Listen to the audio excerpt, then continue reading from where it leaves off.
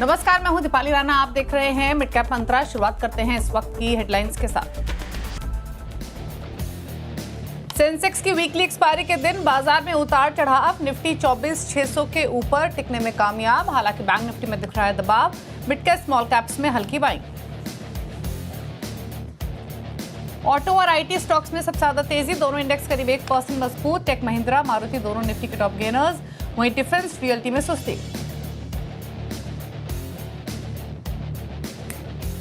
MRF के नतीजों से बाजार मायूस। पहली तिमाही में 14% घटा मुनाफा। मार्जिन भी 240 बेसिस पॉइंट उड़े। कच्चे माल के भाव बढ़ने से अर्निंग्स पर प्रेशर। बाजार को अब निफ्टी की 3 कंपनियां ओएनजीसी, हिंडाल्को और अपोलो हॉस्पिटल्स के नंबर्स का इंतजार।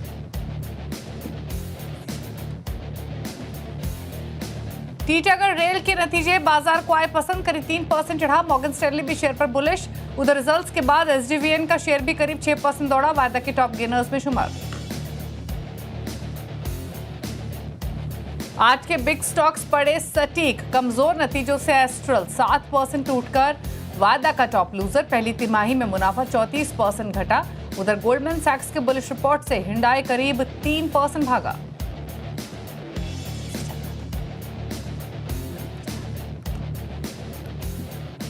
आप देख रहे हैं मिड कैप मंत्रा। हमारे साथ है प्रूडेंट कॉर्पोरेट के प्रदीप खोचंदानी। पहले लेकर आते हैं समय का मार्केट का एक्शन आपके सामने और मार्केट का मूड माहौल देखते हैं। इस समय एक दायरे में ट्रेडिंग होते हुए दिखाई दे रही है। लोअर लेवल से बाजार थोड़ा संभला है। इस समय बिल्कुल फ्लैटिश टोन पर कारोबार हो रहा है। 24,600 के इर्द गिर्द निफ्टी घूमते हुए दिखाई दे रहा है। सिमिलरली अगर बैंक निफ्टी को देखेंगे या मिड कैप स्मॉल कैप को देखेंगे तो वहां भी सिमिलर प्राइस एक्शन ही देखने को मिल रहा है। निफ्टी बैंक इस समय 180 पॉइंट नीचे है। 1/4% की कमजोरी देखने को मिल रही है। मिड कैप्स में हल्की बाइंग देखने को मिल रही है। ये भी हल्की बढ़त के साथ ही कर रहे हैं ट्रेड, लेकिन सिमिलर प्राइस मूवमेंट आपको सभी इंडाइसेस पे देखने को मिल रहा है। एक दायरे में ट्रेडिंग, ऊपर नीचे के दायरे देखने को मिल रहे हैं। स्मॉल कैप इंडेक्स 81 अंक ऊपर कर रहा है ट्रेड। मार्केट की ब्रेथ अब पॉजिटिव है और 1630 स्टॉक्स है जो कि बढ़कर ट्रेड कर रहे हैं। 1046 स्टॉक्स हैं जो कि गिरावट के साथ कर रहे हैं कारोबार आज के सेशन में। आप दिखाते हैं सेक्टोरल हीट मैप। एक बार सेक्टर स्पेसिफिक मूव्स देख लेते हैं किस तरीके के देखने को मिल रहे हैं। पीएसयू बैंक, अगर आप देखेंगे निफ्टी पीएसयू बैंक इंडेक्स तो हल्की बढ़त के साथ ट्रेड कर रहा है, लेकिन बाइंग कहाँ है? मेटल्स में बाइंग है, आईटी में बाइंग है, ऑटोस अच्छा परफॉर्म कर रहे हैं, फार्मा, ऑयल एंड गैस, ये सभी ऐसे। अगर पीएसयू बैंक को हटाकर बाकी हरे निशान वाले 5 सेक्टर आप देखेंगे तो ऑलमोस्ट 1% के गेंस वहां देखने को मिल रहे हैं। प्रेशर कहाँ है? डिफेंस स्टॉक्स 1% नीचे, रियल्टी आधा % नीचे है, कैपिटल गुड इंडेक्स आधा % नीचे है, FMCG flat towards negative side पर कर रहा है ट्रेड। लेकिन इस मार्केट परफॉर्मेंस के बीच में ट्रेडिंग कैसे कर सकते हैं आप इंडेक्स पर, स्टॉक्स पर करते हैं बातचीत। Pradeep, good afternoon. बताइए पहले तो निफ्टी बैंक निफ्टी पर राय, कोई इंडेक्स पर ट्रेड बन रहा है या छोड़ दें आज इंडेक्स को, स्टॉक्स पर फोकस करें? जी, good afternoon everyone. Nifty relatively stronger लग रहा है कंपेयर टू निफ्टी बैंक। हालांकि इसमें जो फर्स्ट आवर का हाई बना है 24,700, वो अर्ली चार्ट्स पे इमीडिएट रेजिस्टेंस जरूर है और हमारे हिसाब से ये लेवल क्रॉस होता है तो फिर एक बाय कंफर्म होगा अर्ली चार्ट से। और उस केस में मिनिमम अपसाइड हम देख रहे हैं करीबन 25,000 तक की, जहाँ पे निफ्टी का 34 डीए में है। तो ये होने के अच्छे चांसेस हैं, पर फिलहाल हम कंफर्मेशन के लिए वेट करेंगे। जो आपने फ्रेश ट्रेड की बात की, 24,700 के ऊपर चलता है तो 24,500 के स्टॉप लॉस लगा के 25,000 के टारगेट के लिए निफ्टी को बाय करने की एडवाइस देंगे। Nifty bank relatively under perform कर रहा है, नेगेटिव लाल निशान में अभी फिलहाल ट्रेड कर रहा है। निफ्टी बैंक के लिए जो रिलेवेंट रेजिस्टेंस है वो हमारे हिसाब से अर्ली चार्ट्स पे करीबन 55,650, 55,700 का जोन है। तो इसमें इस रेजिस्टेंस जोन के क्रॉस होने का वेट करेंगे। ये लेवल अगर क्रॉस हो जाता है 55,700 का, तो फिर इसमें नेक्स्ट अपसाइड टारगेट रहेगा करीबन 56,500 का, जहाँ पे बैंक निफ्टी की 34 डीए में है। ये थोड़ा कॉन्ट्राडिक्शन इसलिए दिख रहा है कि बड़े प्राइवेट सेक्टर बैंक थोड़े से प्रेशर में है, जबकि oil and gas, auto index, infra index ये आउट परफॉर्म कर रहे हैं और इसीलिए निफ्टी रिलेटिवली बेटर परफॉर्म कर रहा है। तो ये लेवल्स मेरे हिसाब से निफ्टी और निफ्टी बैंक के लिए रिलेवेंट रहेंगे आने वाले कुछ दिनों के लिए। ओके, स्टॉक स्पेसिफिक अप्रोच आपकी क्या रहेगी प्रदीप? कुछ ट्रेड्स जो आप रेकमेंड करेंगे? जी, ऑटो इंडेक्स की मैंने बात की जो आउट परफॉर्म कर रहा है, तो उसी में से पहला स्टॉक चुनेंगे Mahindra and Mahindra. Clear cut एक ब्रेकआउट इसने कंफर्म किया है अर्ली चार्ट्स पे। फर्स्ट आवर का हाई क्रॉस जब हुआ इसने, एक हाई टॉप हायर बॉटम की श्रृंखला इसने प्रस्तावित की अर्ली चार्ट्स में और रिलेटिवली एक स्ट्रॉन्गर स्टॉक भी है ओवरऑल ऑटो इंडेक्स में। तो 3245 के करंट रेट पे यहाँ पे एम को लेंगे स्टॉप लॉस रहेगा 3190 का और 3330 के इसमें टारगेट रहेंगे।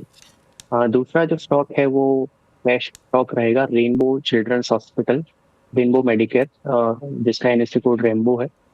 1539 1540 के आसपास ये ट्रेड कर रहा है। पिछले कुछ दिनों में एक स्टीप करेक्शन देखने को मिला जिसमें 200 डीएमए का सपोर्ट लेके ये रिबाउंड हुआ है और आज के कारोबार में ये अर्ली चार्ट्स पे फ्रेश ब्रेकआउट कंफर्म कर रहा है। यहाँ पे इसको बाय करेंगे, स्टॉप लॉस रहेगा 1484 का और 1630 के इसमें टारगेट रहेंगे। 3 से 4 दिन का टाइम फ्रेम रहेगा दोनों रिकमेंडेशन में और ये दोनों स्टॉक हमने हमारे क्लाइंट्स को भी रिकमेंड किए।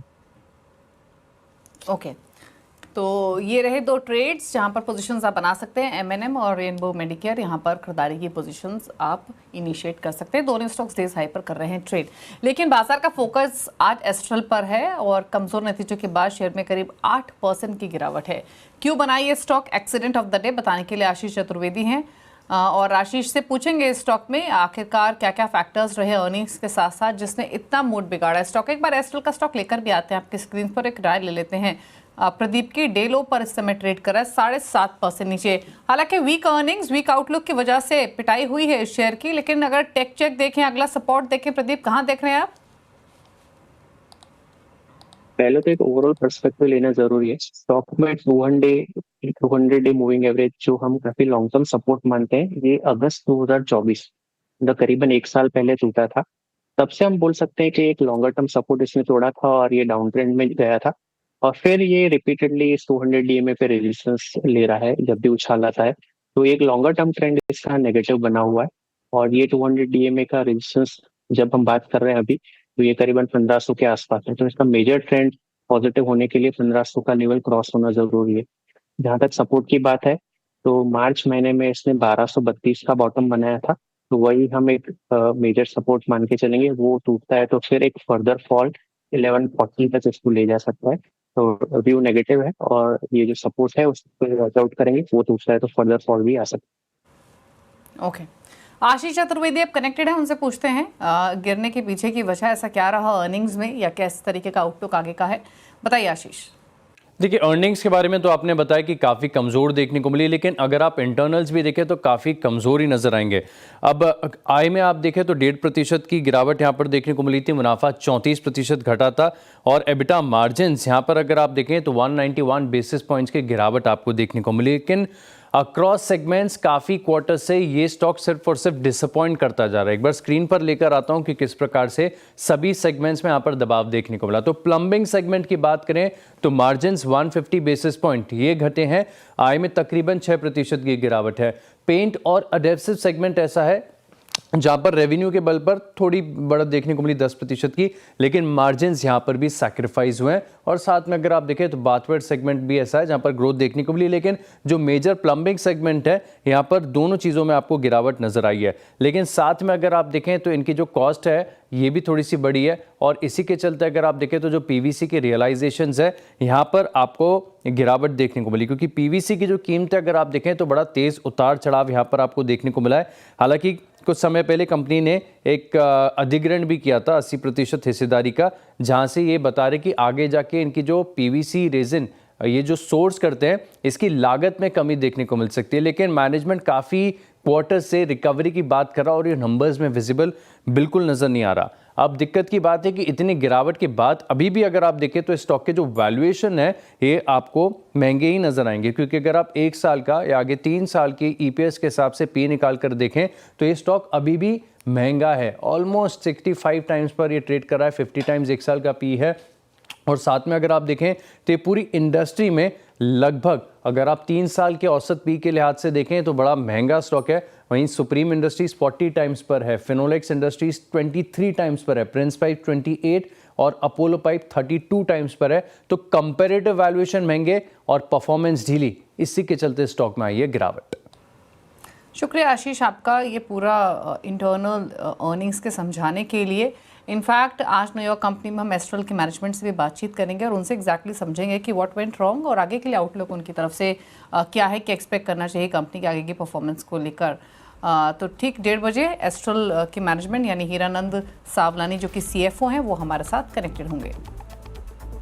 देश में यूपीआई ट्रांजैक्शन को बढ़ावा देने के लिए जीएसटी रजिस्ट्रेशन के लिए टर्नओवर की तय सीमा बढ़ सकती है। सोर्सेस के मुताबिक बैंक और वित्तीय संस्थानों ने वित्त मंत्रालय को सुझाव दिया है कि छोटे दुकानदारों को जीएसटी रजिस्ट्रेशन में थोड़ी राहत दी जाए। और डिटेल्स लेते हैं आलोक प्रियदर्शी से। आलोक, बताइए। बिल्कुल, देखिए, जिस तरह से छोटे दुकानदारों यानी कि स्मॉल वेंडर्स को जीएसटी के नोटिसेस मिल रहे थे, उसके बाद से यूपीआई ट्रांजैक्शन पे उसका सीधा सीधा असर पड़ा है। लिहाजा जो हमें सूत्र बता रहे हैं कि वित्त मंत्रालय की तरफ से, खासतौर से डिपार्टमेंट ऑफ फाइनेंशियल सर्विसेज की तरफ से, सभी वित्तीय संस्थानों जिसमें खासतौर से बैंक, एनपीसीआई जो कि यूपीआई की संस्था है, और साथ ही साथ आरबीआई से इस बात पर सलाह ली गई थी कि किस तरह से यूपीआई को बढ़ावा दिया जाए और साथ ही साथ जो छोटे दुकानदार हैं वो यूपीआई लेन देन से हिचके नहीं। तो इस जो हमें सूत्रों से जानकारी मिली है कि इस बारे में सुझाव यही आया है कि जो अभी जीएसटी रजिस्ट्रेशन की लिमिट, जो सालाना टर्नओवर की लिमिट 40 लाख है गुड्स के लिए, उसको बढ़ाकर 1 करोड़ रुपए की मांग की गई है कि अगर 1 करोड़ रुपए कर दिया जाता है तो ऐसे में जो छोटे दुकानदार, स्मॉल वेंडर्स हैं, वो यूपीआई से ट्रांजैक्शन बेहिचक कर सकेंगे और उनके ऊपर जो जीएसटी रजिस्ट्रेशन की तलवार है वो भी नहीं लटकेगी। और दूसरा जो बड़ा मुद्दा है वो भी एमडीआर चार्जेस का था। एमडीआर चार्जेस को लेकर सरकार काफी लंबे समय से विचार विमर्श कर रही है और ये बात सुझाव में आया है कि अगर बड़े ट्रांजैक्शन पर एमडीआर चार्जेस लगाए जाते हैं, खासतौर से अगर 1 करोड़ रुपए से ज्यादा वाले कारोबारियों पर, तो वहां पर जो एमडीआर चार्जेस की वजह से जो यूपीआई ट्रांजैक्शन पर असर देखने को नहीं मिलेगा, क्योंकि ऐसी आशंका जताई जा रही थी कि अगर एमडीआर चार्जेस लगा दिया जाता है तो यूपीआई ट्रांजैक्शन पर असर दिख सकता है। लिहाजा अगर ये थ्रेशोल्ड लिमिट 1 करोड़ रुपए कर दी जाती है तो न ही स्मॉल वेंडर्स यूपीआई ट्रांजैक्शन से डरेंगे और न ही एमडीआर चार्जेस पर ज्यादा असर पड़ेगा। तो कुल मिलाकर बैंकों की तरफ से यही सुझाव है और इन सुझावों पर आने वाले दिनों में अगर जीएसटी काउंसिल की बैठक होती है तो उसमें वित्त मंत्रालय की तरफ से ये प्रपोजल जा सकता है। शुक्रिया आपका आलोक की डिटेल्स बताने के लिए। तो छोटे कारोबारी को राहत देने की तैयारी हो सकती है, इंपॉर्टेंट डेवलपमेंट उस पर्सपेक्टिव से। लेकिन आगे बढ़ेंगे, कुछ स्टॉक्स पर बातचीत कर लेते हैं और कुछ शेयर्स लेकर आते हैं आपकी स्क्रीन पर। अच्छा, फार्मा में हालांकि आज के सेशन में अगर देखेंगे तो एक ठीक ठाक मोमेंटम देखने को मिल रहा है, लेकिन एक स्टॉक लाते हैं जो कि दिन के ऊपरी स्तर पर ट्रेड कर रहा है, वो है बायोकॉन का। 4-4.5% ऊपर ये ट्रेड कर रहा है। ये बात देखिए प्रदीप, इस स्टॉक पर बताइए क्या राय रहेगी आपकी तरफ से, और इसके साथ साथ एक इप्का लैब्स को भी देखिए, बताइए दोनों शेयर्स पर आपके कॉमेंट्स। बायोकॉन में ऊपरी लेवल से अच्छा खासा सेलिंग प्रेशर हमने देखा है। जुलाई महीने में इसका हाई 406 था और फिर नीचे की साइड में ये 2-3 दिन पहले 331 का लो बना के आया। 331 का ये बॉटम हम बात कर रहे हैं, वो इसके लॉन्गर टर्म चार्ट में एक रिसेंट मूविंग एवरेज का सपोर्ट है जहाँ से बाउंस बैक कर रहा है। तो एक short term medium term perspective से ये 331 का सपोर्ट काफी इंपॉर्टेंट रहेगा। ऑन द हायर साइड जो रेजिस्टेंस मुझे दिख रहा है वो करीबन 376 पे रहेगा, जो इसकी 34 DA में है। तो एक 376 से नेक्स्ट टारगेट के लिए पुल बैक अभी भी कंटिन्यू कर सकता है। अगर इप्का लैब की बात करें तो सिमिलर काइंड ऑफ पैटर्न है, इसमें काफी स्टीप फॉल हमने रिसेंट पास्ट में देखा है और ये भी इसके मंथली चार्ट्स पे 20 महीने के मूविंग एवरेज के आसपास का सपोर्ट लेके बाउंस बैक कर रहा है। यहाँ पे हम थोड़ा सा वेट करेंगे क्योंकि आर्ली चार्ट्स पे अभी भी रेजिस्टेंस क्रॉस नहीं हुआ है। अगर 1396 का इमीडिएट हर्डल ये क्रॉस कर लेता है तो फिर इसमें अपमूव एक्सटेंड हो सकती है 1437 तक। फिलहाल इस पे अवॉइड का भी रहेगा। बायोकॉन को एक नेक्स्ट टारगेट के लिए स्लीप कर सकते हैं। आगे बढ़ते हैं और क्लैडन भवन का अपडेट लेकर आते हैं। आज मुकाबले का दूसरा दिन है और इस हफ्ते मुकाबला हो रहा है वेवस्ट्रैटेजी.com के आशीष क्याल, प्रति फिनमार्ट के हरीश जुजारे और यस सिक्योरिटीज के अमित त्रिवेदी के बीच में। दिखाते हैं रिटर्न की स्थिति। लीड कर रहे हैं आशीष क्याल 4.5% रिटर्न के साथ। हरीश क्लोजली कंपीट करते हुए 4% रिटर्न लैंड कर रहा है इनका पोर्टफोलियो। अमित त्रिवेदी का पोर्टफोलियो -2.5% रिटर्न दे रहा है। ये रहा पूरा अपडेट। इसी के साथ एक ब्रेक उस पर आप देखिए न्यूयॉर्क कंपनी, जहां आज हम बातचीत करेंगे एस्ट्रल के CFO हीरानंद सावलानी से। एक ब्रेक के बाद नमस्कार।